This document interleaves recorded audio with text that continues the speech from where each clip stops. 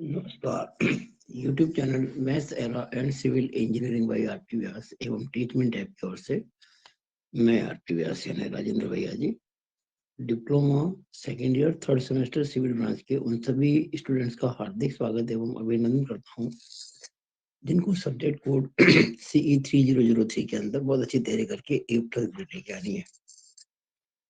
और निश्चित रूप से ऐसा होगा अगर आप मेरे वीडियोस को शुरू से आखिर तक देखेंगे, अपनी समस्याओं को व्हाट्सएप ग्रुप में डालेंगे और मेरे निर्देशों की पालना करेंगे। 2021 का पेपर सॉल्व किया जा रहा है और उस पर मेरा ये छठा और लास्ट वीडियो है। देखिए, सेक्शन सी में आखिरी 2 क्वेश्चन बचे हैं, 14वां और 15वां, वो मैं आपके सामने रख रहा हूँ। Question number 14, for a cast iron column, एक ढलवा लोहे के इस्पात ढलवा लोहे के स्तंभ के लिए, कॉलम जो होता है ना, जो कंप्रेशन लोड लेता है, उसके लिए खोखला है यानी हॉलो है, उसका इंटरनल डायमीटर जो है, अंदर का डायमीटर, वो है 80 mm, एक्सटर्नल डायमीटर जो है वो है 100 mm। उस कॉलम की जो लेंथ है वो है 2.4 मीटर यानी कि 24 mm। बोथ एंड उसके फिक्स्ड है, दोनों सिरे फिक्स्ड है। FC यानी क्रशिंग स्ट्रेस 600 न्यूटन पर mm square. Rankine constant small a 1/1600। हमको रैंकिन फॉर्मूले से क्रिपलिंग लोड पता करना है, PR। तो सॉल्व करें सवाल को। सबसे पहले आपको निकालनी पड़ेगी इफेक्टिव लेंथ, हिंदी में कहते तो प्रभावी लंबाई। तो जब किसी कॉलम के दोनों सिरे फिक्स्ड होते हैं तो उसकी जो इफेक्टिव लेंथ होती है वो एक्चुअल लेंथ की आधी होती है। एक्चुअल लेंथ है 2.4 मीटर, आधी करेंगे तो 1.2 मीटर यानी कि 1200 mm। फिर हमको पता है रैंकिन के लिए जो ये फेलियर लोड कहते हैं, इसको रैंकिन लोड भी कहते हैं, वो FC × A upon 1 + small a × L / R minimum whole square. ये है। तो आपको कॉलम का चाहिएगा एरिया क्रॉस सेक्शन। तो क्रॉस सेक्शनल एरिया जो होता है कॉलम का वो π/4 × capital D square minus small d square. ये बाहर का डायमीटर, अंदर का डायमीटर देखिए दोनों आपको 100 और 80 mm। सॉल्व करेंगे तो 2827.43 mm स्क्वायर आ जाएगा। अब निकालेंगे R मिनिमम। तो R मिनिमम जो होता है √I मिनिमम बटा एरिया। एक्चुअली सर्कुलर हो या होलो सर्कुलर हो, IX IY बराबर होते हैं। अगर ये कॉलम रेक्टेंगुलर होता या होलो रेक्टेंगुलर होता तो हम IX IY दोनों निकालते, फिर निकलता I मिनिमम, फिर निकलता इसका R मिनिमम। लेकिन होलो सर्कुलर के अंदर IX IY बराबर होते हैं। तो π/60 वो D4 माइनस D4 में एरिया का भाग लगाएंगे, π/4 D square minus D square का। आप जानते हैं कि ये D4 माइनस D4 के जब करेंगे फैक्टर्स, आप जानते हैं ना, A square minus B square equal to A + B × A minus B। तो D square minus D square cut जाएगा, D स्क्वायर + D स्क्वायर रह जाएगा ऊपर, और यहाँ पाई से पाई कट जाएगा, 1/16 रह जाएगा। तो D स्क्वायर + D स्क्वायर बटा 16, तो ये √D स्क्वायर + D स्क्वायर, 16 का रूट 4 होता है। तो आप चाहे तो इसको एज ए फॉर्मूला भी काम में ले सकते हैं। मैं राय तो नहीं दूंगा, लेकिन आप चाहें तो कर सकते हैं। राय इसलिए नहीं दूंगा, कभी कभार फॉर्मूला रटने से कोई न कोई गलती हो जाती है। यानी कोई होलो सर्कुलर कॉलम हो तो उसके लिए जो होता है R minimum, minimum radius of direction, वो √capital D square + small d square whole upon R। तो दोनों की हमने वैल्यू पुट कर दी, कैपिटल और स्मॉल d के। सॉल्व किया तो 32.0156 mm आया। Putting all the values in one का मतलब हमारा इस फॉर्मूले से है। FC आपको दे रखा है, A आपने निकाल दिया, स्मॉल a दे रखा है, L आपने निकाल दिया, R मिनिमम आपने निकाल दिया, सब वैल्यू पुट करेंगे तो आपको आंसर मिलेगा 903,308.2462 न्यूटन। आंसर देना होता है किलो न्यूटन में, 1000 से डिवाइड कर दीजिएगा, 1 2 3 तो 903.308 किलो न्यूटन अप्रोक्सीमेटली इसका आंसर आ गया। अब आखिरी क्वेश्चन, ये शीयर फोर्स और बेंडिंग मोमेंट डायग्राम पर है। ऐसा सवाल है जिसमें कि एक कपल लगा हुआ है, कपल समझे ना, बल युग्म। अब कैंटिलीवर बीम है जिसकी लंबाई देख रहे हैं आप, 2 और 3 5 और 2 7.5 मीटर है। फ्री एंड से 2.5 मीटर दूर एक पॉइंट पर एंटी क्लॉकवाइज कपल लगा हुआ है। एंटी क्लॉकवाइज कपल का मतलब होता है बल युग्म। It is pure moment.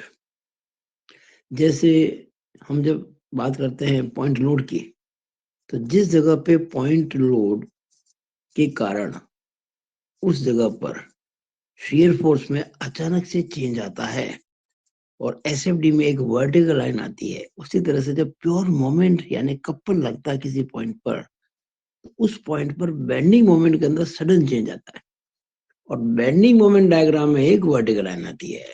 याद रखिएगा। डिटेल में जाना हो, आप हमारी जो बुक है जिसकी मैंने आपको पीडीएफ दे रखी है उसको देखेंगे, आप बहुत सी बातें पता पड़ेगी। अब फ्री एंड पर एक 10 किलो न्यूटन का पॉइंट लोड लगा हुआ है।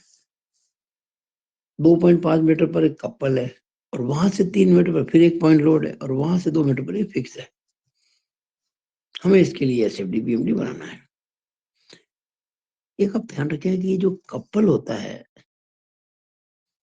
इसके कारण रिएक्शन पे असर पड़ेगा। रिएक्शन पैसा डालता है कपल, लेकिन एक बार जब रिएक्शन निकल जाएगी तो शियर फोर्स डायग्राम के ऊपर इसका कोई असर नहीं होता है।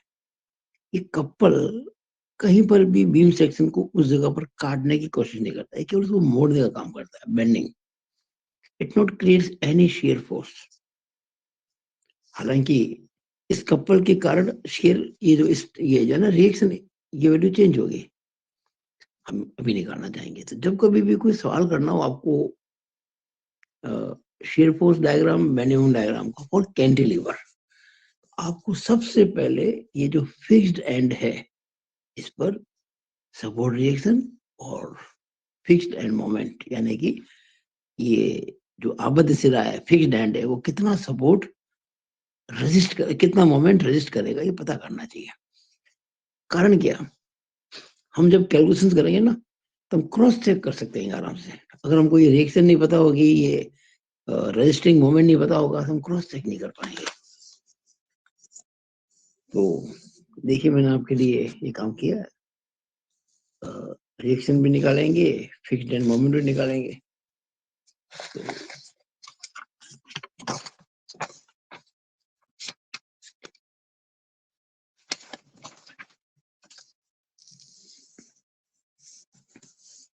रिएक्शन आप देखेंगे ध्यान से अगर, तो लोड जो लग रहा है नीचे टोटल कितना लग रहा है, 10 और 15, 25 किलो न्यूटन। तो जितना लोड लगता है नीचे उतना ही रिएक्शन हो जाएगी फिक्स्ड एंड पर, क्योंकि एक ही तो सपोर्ट है, दो सपोर्ट नहीं है कि ये दोनों लोड को ये बांट लेंगे आपस में, ऐसा नहीं है। जब सपोर्ट एक ही है तो सारा का सारा लोड इसी पे आना है। तो जो रिएक्शन जो है ना 10 + 15 25 का जो एक्सटर्नल लोड लग रहा है उसको अपोज करने के लिए 25 किलो न्यूटन की ये रिएक्शन यहाँ डेवलप हो जाएगी। तो ये मैंने लिखा भी यहाँ पर देखिएगा, reaction at A R A is equal to 10 + 15 is equal to 25 kilo upward. क्यों, फोर्स लग रहा है डाउनवर्ड, तो रिएक्शन अपवर्ड। अब बात करते हैं मोमेंट की। देखिएगा फिक्स्ड एंड मोमेंट एट ए, देखिए हम ए पर मोमेंट निकालना चाहेंगे ना, तो राइट से देखिएगा। अब पता है एक जो साइन होता है ना, साइन कन्वेंशन शियर फोर्स के लिए, तो ये और ये बेंडिंग मोमेंट के लिए होता है। किसी भी सेक्शन के राइट में एंटी क्लॉकवाइज, लेफ्ट में क्लॉकवाइज, ये जो मोमेंट होता है इसको अपन कहते हैं सैगिंग बेंडिंग मोमेंट। ये पॉजिटिव होता है। और इसका उल्टा, राइट में क्लॉकवाइज है, लेफ्ट में एंटी क्लॉकवाइज है, ये हॉगिंग या नेगेटिव होता है। यहाँ मोमेंट ले रहे हैं अपन, राइट में देख रहे हैं ये क्लॉकवाइज है, तो माइनस में आएगा, -10 × 7.5 मोमेंट यहाँ ले रहे हैं ना ए पर, तो -10 माइनस क्यों कि क्लॉकवाइज है। इस पॉइंट के रेफरेंस में ये फोर्स लग रहा है नीचे की तरफ, यू तो क्लॉकवाइज। और ये जो 15 भी नीचे है तो 15 × 2, ये भी नीचे है तो -15 × 2। पर ये जो है ना कपल, ये प्योर मोमेंट है। आप यहाँ खड़े हैं, इधर देख रहे हैं। ऐसे एक बात बता दूं, कपल की जब बात आती है तो आप चाहे यहाँ खड़े हो, चाहे वहां खड़े हो, चाहे कहीं भी खड़े हो, वो एंटी क्लॉकवाइज हमेशा एंटी क्लॉकवाइज रहेगा। तो आप यहाँ खड़े हैं, उधर देख रहे हैं, ये एंटी क्लॉक ये चल रहा है इस प्रकार से, एंटी क्लॉकवाइज। और राइट में एंटी क्लॉकवाइज, ये देखिएगा राइट में, इस सेक्शन के राइट में एंटी क्लॉकवाइज प्लस में होता है। तो प्लस का हमने कितना ले लिया यहाँ पे, प्लस का ले लिया 35। अब यहाँ स्टूडेंट्स बहुत गलती करते हैं, मैं फिर कहता हूँ यहाँ बहुत गलती करते हैं। हम जैसे ए वे मोमेंट ले रहे हैं, ये 35 दिख रहा है ना, वो तुरंत क्या करते हैं कि इंटू 35 को इंटू कर देते हैं, 3 + 2 5 से तुरंत कर देते हैं। अरे भाई ये फोर्स नहीं है, ये मोमेंट ही है। 35 kilo newton metre. Unfortunately exam में जो आपके क्वेश्चन पेपर आया था ना, उसमें इसको मीटर लिखना भूल गए थे। आपको जो ओरिजिनल क्वेश्चन पेपर है 3003 का, उसमें ये 35 किलो न्यूटन लिखा है, मीटर लगाना भूल गए परीक्षक महोदय। ये मोमेंट है, किलो न्यूटन मीटर होगा, ये प्योर मोमेंट है। तो ये 35 ही रहेगा, इंटू कुछ नहीं होगा, क्योंकि खुद मोमेंट ही है ये। अब माइनस का 10 × 7.5, माइनस का 15 × 2, प्लस का 35 सब सॉल्व करेंगे ना, तो माइनस का 70 किलो न्यूटन मीटर आ जाएगा। अब ए पर हमने राइट में देखा और मोमेंट आ रहा है -70 मतलब क्लॉकवाइज। तो रेजिस्टिंग मोमेंट कैसा होगा इधर, एंटी क्लॉकवाइज 70। ये बहुत इंपॉर्टेंट बात मैं आपको बता रहा हूँ। जितना मोमेंट लगता है राइट साइड से, उतना ही फिक्स एंड मोमेंट हो जाता है डेवलप उसके ऑपोजिट डायरेक्शन में। अब शीयर फोर्स की कैलकुलेशन बहुत आसान है, भूलवा नहीं कर सकते अपन। बी पे शीयर फोर्स, अगर मैं बी के जस्ट राइट में खड़ा होता हूँ, राइट में देखता हूँ कोई फोर्स नहीं है, 0। और जैसे ही बी के जस्ट लेफ्ट में आता हूँ, राइट में देखता हूँ 10 नीचे लगेगा। और राइट में नीचे प्लस, तो प्लस का 10, ये देखिएगा प्लस का 10। फिर देखो इस कपल का शेयर फोर्स पे कोई प्रभाव नहीं पड़ेगा, no any effect of this couple on shear force. इसका मतलब बी से लेके सी तक कोई लोड नहीं है, so there is a horizontal line. और जैसे आप सी पे आएंगे, यानी बी के लेफ्ट में जितना शेयर फोर्स है, सी के जस्ट राइट में उतना ही होगा। लेकिन जैसे ही सी के जस्ट लेफ्ट में आएंगे तो ये 15 का लोड नीचे आ गया, राइट में नीचे प्लस होता है। तो ये जो 10 था, 10 + 15 25 हो गया। अब यहां से लेके यहाँ तक कोई लोड नहीं है, कांस्टेंट चलेगी लाइन हॉरिजॉन्टल। यानी जो सी के लेफ्ट में शेयर फोर्स है, जस्ट सी के लेफ्ट में, वही ए के जस्ट राइट में होगा। और जैसे आप ए के जस्ट लेफ्ट में आएंगे तो ये रिएक्शन देखिए, आप इसके जस्ट लेफ्ट में आएंगे तो रिएक्शन ऊपर है, और राइट में ऊपर प्लस होता है, सॉरी माइनस होता है। तो 25 - 25 0 हो जाएगा। ये सब बातें मैंने यहाँ पे लिखी हुई है, 0 10 just to the right of B, just to the left of, ये सब बातें आपको मिलेंगी। जो मैंने आपको बताई ना, वो सब आपको मिलेगी। और ये हमने यहाँ पे शेयर फोर्स डायग्राम बना लिया, SFD shear force diagram. Bracket में क्या लिखा, shear force in kilo Newton. देखिए हमें बार बार किलो न्यूटन नहीं लिखना पड़े, उसके लिए हम यहाँ लिख देते हैं ब्रैकेट में shear force in kilo Newton. वरना बार बार लिखना पड़ता है 25 kilo Newton, 25 kilo Newton, 10 kilo Newton. इससे क्या होता है, जगह घेरते ना लिखने के कारण, फिर वो चीजें दब जाती हैं जो हम दिखाना चाहते हैं। चित्र अच्छा खुला बनना चाहिए बिल्कुल। ये आपके बन गया SFD। शेरफोर डायग्राम बनाने के बाद थोड़ा सा हैचिंग कर देनी चाहिए इस प्रकार से, और ये बाउंड्री की घेरी बननी चाहिए डार्क, सुंदर लगता है। ये इसके साइन कन्वेंशन। अब बात करते हैं बेंडिंग मोमेंट की। तो बेंडिंग मोमेंट जब देखेंगे बी पे तो 0 होगा क्योंकि ये कैंटिलीवर का फ्री एंड है। अब देखिए यहाँ प्योर मोमेंट लग रहा है। हम कहेंगे जैसे कभी हमने याद होगा जब शेयर फोर्स निकालते थे ना, जैसे यहाँ पॉइंट आउट लग रहा है, हम कहते हैं just to the right of C, just to the left of C. अब बेंडिंग मोमेंट में जब प्योर मोमेंट लगता है कपल, तो वहां भी कहेंगे इस डी के जस्ट राइट और डी के जस्ट लेफ्ट। हम अगर डी के जस्ट राइट में हैं, इसका मतलब अभी हम डी पे पहुंचे नहीं है, इसका मतलब हमें कपल को नहीं लेना है। और जैसे ही मैं इस डी के जस्ट लेफ्ट में आ जाऊंगा, डी पॉइंट क्रॉस हो जाएगा और फिर कपल काम कर जाएगा।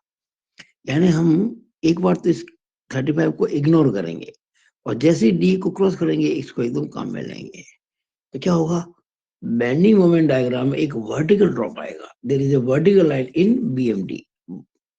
ध्यान दीजिएगा, बेंडिंग मोमेंट डायग्राम में वर्टिकल लाइन वहीं आती है जहां कोई प्योर मोमेंट हो या फिर फिक्स्ड एंड हो। जैसे कैंटिलीवर का फिक्स्ड एंड है, वहां पर भी आएगी क्योंकि यहाँ पर भी ये एक रेजिस्टिंग मोमेंट डेवलप हो गया है। यहाँ देखिएगा जहाँ कपल लग रहा है ना सी, यहाँ देखिए अचानक से एक वर्टिकल लाइन आ गई। चलो बहरहाल हम पहले डी पे निकालते हैं। डी पे कैसा, just to the right of D, यानी हम 35 को काम में नहीं ले रहे हैं, जब हम निकाल रहे थे 10 इंटू 2.5, ये राइट में क्लॉकवाइज है, माइनस 10 इंटू 2.5 माइनस का 25 किलो न्यूटन मीटर, माइनस आएगा ना नीचे तरफ 25। और जैसे ही इस पॉइंट के जस्ट लेफ्ट में आएंगे एकदम से ये एंटी क्लॉकवाइज, हम राइट में देखते हैं ना एंटी क्लॉकवाइज, और राइट में देखिएगा एंटी क्लॉकवाइज जो होता है सारा राइट में एंटी क्लॉकवाइज प्लस में होता है। तो -25 और +35 तो 10 हो जाएगा। उसके बाद यहाँ निकालेंगे तो -10 इंटू 5.5, -10 इंटू 5.5 कितना हो जाएगा, माइनस का 55 और प्लस का 35, -55 + 35 तो माइनस का 20 होगा। देख रहे हैं ना -20 यहाँ पे। अब देखिए ये पोर्शन है एसएफडी का हॉरिजॉन्टल। हम आपको पहले बता चुके हैं कि जहां एसएफडी में हॉरिजॉन्टल लाइन आती है जिस पोर्शन में, उस पोर्शन के अंदर बीएमडी में तिरछी लाइन आएगी, इंक्लाइंड लाइन। लाइन तो स्ट्रेट आएगी लेकिन वो इंक्लाइंड होगी। देखिए यहां से लेके यहां तक लाइन आपको इंक्लाइंड ही मिलेगी, तो ये भी इंक्लाइंड है और वो भी इंक्लाइंड है। ये लाइन वर्टिकल क्यों आई है, क्योंकि यहाँ पे प्योर मोमेंट लग रहा है। और फिर यहाँ आते आते तो मोमेंट 70 हो गया। ये हम पहले निकाल चुके थे, ये देखिए एम तो ऑलरेडी निकाल चुके थे हमारे 70। अब यहाँ आपके ये आ गया पॉइंट ऑफ कॉन्ट्राफ्लेक्शन। ये देखिए वो पॉइंट है जहाँ पे बेंडिंग मोमेंट 0 है, आपको निकालना चाहिए। ये निकालने के कई तरीके हैं, हम इसको सिमिलर ट्रायंगल से भी निकाल सकते हैं, और ऐसा अच्छा होगा आप इक्वेशन बना के बेंडिंग मोमेंट की इस पॉइंट पर, और ये पॉइंट देखिए इसको ई का मैंने ऑलरेडी हमारे पास में ABCD 4 पॉइंट थे, ABCD, ये एक पॉइंट नया आ गया। ये हमने इस पॉइंट की दूरी फ्री एंड से x मान ली, लेकिन ई पॉइंट पर देखिएगा बेंडिंग मोमेंट 0 है। इसका मतलब हम यहाँ पे बेंडिंग मोमेंट की इक्वेशन बनाएंगे x को मानते हुए, ये दूरी को x मानते हुए। ई पे निकालेंगे मोमेंट, राइट से देखेंगे तो -10x, माइनस क्योंकि राइट में क्लॉकवाइज मोमेंट है, -10 इंटू x, और ये +35, -10x + 35 इक्वल टू 0, क्योंकि 0 है यहाँ पर, निकाला यहाँ पे। अब देखेंगे मैंने बाकायदा इसको निकाला हुआ यहाँ पे, ये देखिएगा -10x + 35 इक्वल 0, इससे x की रह जाएगी 3.5 मीटर। तो 3.5 मीटर पर यहाँ बेंडिंग मोमेंट डायग्राम अपना साइन चेंज करेगा। ये हमारा पूरा डायग्राम बन गया। ये नीचे आ रहा हूँ माइनस में, पूरा माइनस, ये इतना सा पोर्शन प्लस का इसका। अच्छे से इसको बनाइएगा जितना। अब देखिए मैंने कितना सुंदर चित्र बनाया है। इतना नीट एंड क्लीन आपको एग्जाम ऐसे ही बनाना है अगर फुल मार्क्स लेके आने हैं तो।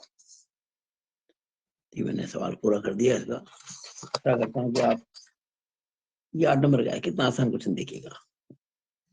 It is of 8 marks. It is all about, मैंने जहाँ तक अपनी कोशिश से पूरा अच्छा समझा है और आशा करता हूँ कि आपको भी समझ में आया होगा। It is all about this video. Thank you.